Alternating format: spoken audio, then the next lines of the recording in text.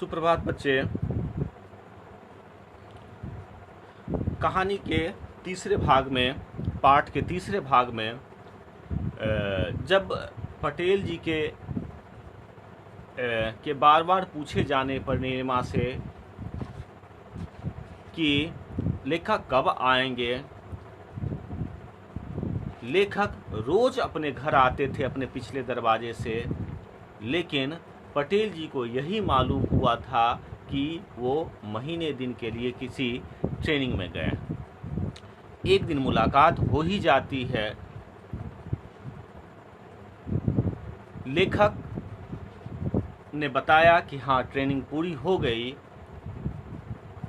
खाना खाने के बाद जैसे ही लेखक बाजार जाने के लिए निकलना चाहते हैं तो पटेल जी उन्हें याद दिलाते हैं अपनी पिछली बात को कि मैं इसी कारण से आया था कि जो आपने बोला था कि 1 महीने की ट्रेनिंग के बाद मुझे फिर से उसी जगह पर पहुंचा देंगे। मैं आपका भार बनना नहीं चाहता हूं। कहानी अंतिम मोड़ पर आती है।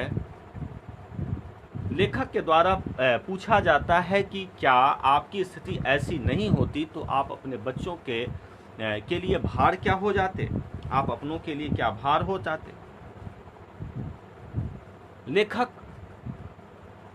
का मन द्रवित हो जाता है, उनके आंख में आंसू आ जाते हैं और वो फैसला कर लेते हैं, पटेल फैसला कर लेते हैं कि मैं नहीं जाऊंगा आपको छोड़कर, मैं कभी नहीं जाऊंगा। तब तक नहीं जाऊंगा बच्चे जब तक आप लेखक के द्वारा पटेल जी को भगा न दिए जाएं। ये प्यार ही है। पटेल जी लेखक की भावना को समझ जाते हैं और लेखक पटेल जी में अपने पिता का रूप लेखक को पटेल जी में अपने पिता का रूप दिखाई देता है। आशीर्वाद कंठ अवरुद्ध हो जाते हैं। कंठ का अवरुद्ध हो जाना, अवरुद्ध मतलब रुक जाना, रुकावट आ जाना। जब कभी आप कष्ट में होते हैं, रोने की स्थिति में होते हैं तो आपके कंठ क्या हो जाते हैं, अवरुद्ध हो जाते हैं। चौखट की आड़ में नीलिमा आंखों में अच्छा भावनाएं, दृश्य ऐसा था कि लेखक के आंखों में आंसू हैं, पटेल जी के आंखों में आंसू हैं। चौखट पर खड़ी नीलिमा, उनके आंखों में आंसू आ जाते हैं।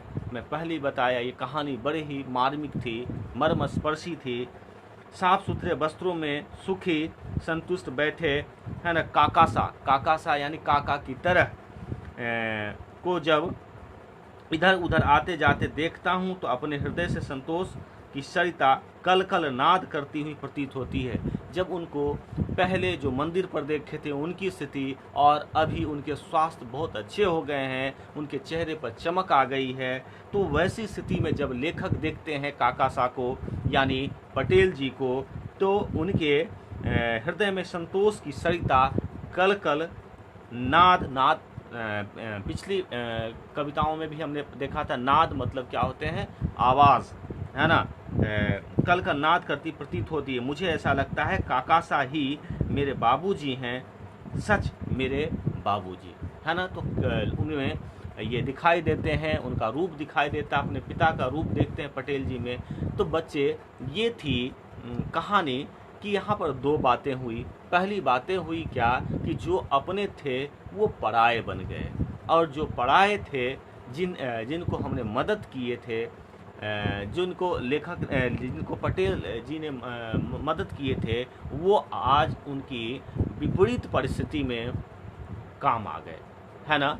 तो और भी कहानियाँ इस तरह की हैं जो सीख देती हैं कि हमारे जीवन में अपने और पराये नहीं होने चाहिए, हमें सभी की मदद करना चाहिए, है ना। कौन मुझे बुरे दिन में काम आ जाए इसका मुझे पता नहीं, है ना। तो हमारी स्वभाव एक जैसी होनी चाहिए, मदद का भाव होना चाहिए, परोपकार का भाव हमारे मन में होना चाहिए। इसके कुछ प्रश्नोत्तर लेकर मैं आपके पास उपस्थित होना चाहता हूँ, इस पाठ के प्रश्नोत्तर को।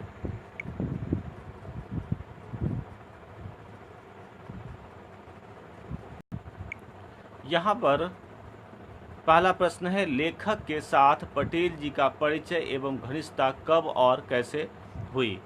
लेखक के साथ पटेल जी का परिचय नत्थू खेरी स्टेशन पर हुई और घनिष्ठता कब और कहाँ कैसे हुई, तो उसी दौरान जब स्टेशन मास्टर थे लेखक, उसी समय उनकी मित्रता हुई और धीरे धीरे इन दोनों के बीच घनिष्ठता बढ़ती गई। अगला है, पहचानने पर भी पटेल जी लेखक का हाथ ही क्यों थामा। पहचानने के बाद भी पटेल जी लेखक के सिर्फ हाथ थामे, कहने का मतलब कि गला मिलना चाहते थे, गला मिलने की उनकी इच्छा थी, लेकिन अपने मैले कपड़े के कारण साफ कपड़े पहने लेखक से गला मिलने में वो अपने आप को असहज मान पाए और उनके साथ सिर्फ हाथ ही थाम सके, है ना। तो वो गला मिलने में वो अपने आप को क्या थे, असमर्थ पाते थे, असमर्थ महसूस करते थे, इसलिए वो केवल हाथ थामा। वृद्ध पटेल जी ने अपने आपबीती क्या सुनाई। बच्चे पूरी ये आपबीती लंबी है, आप कहानी पढ़ेंगे, समझाया भी गया है पूरी तरह से, तो आप अपने मन से इस प्रश्न का उत्तर दे सकते हैं, है ना। हम कुछ इसके वस्तुनिष्ठ प्रश्नों को लेकर आते हैं, वहाँ पर हम देखना चाहेंगे कि ये किस प्रकार इसके उत्तर कौन से होंगे। यहाँ पर प्रश्न है कि पटेल जी कहाँ के निवासी थे, तो हम यहाँ पर कह सकते हैं पटेल जी नत्थू खैरी के निवासी थे, है ना। तो इसका उत्तर ये आपको होगा, इसका उत्तर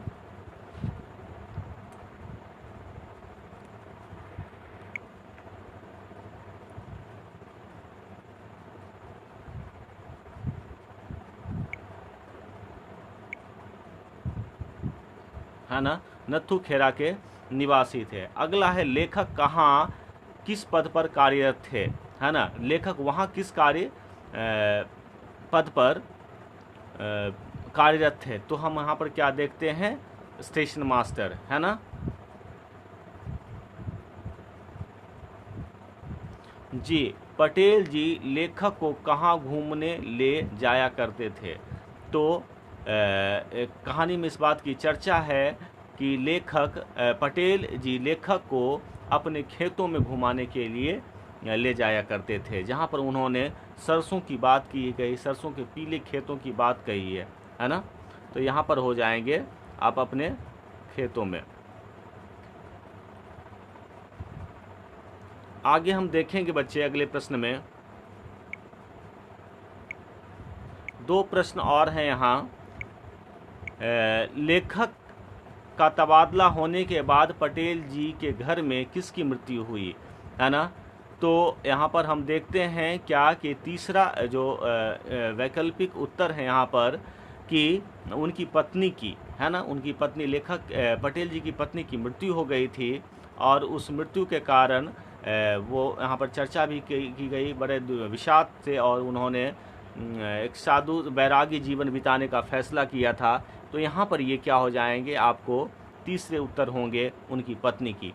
पटेल जी ने अपनी संपत्ति कितने पुत्रों में बांट दी, है ना। तो यहाँ पर उत्तर दिया है, कहानी पढ़ेंगे बच्चे आसानी से आपको पता चल जाएंगे कि पटेल जी अपनी संपत्ति को अपने ये दोनों पुत्रों में, है ना। तो यहाँ पर इसका पहला उत्तर है दोनों पुत्रों में बांट दिए। बच्चे ये थी आपके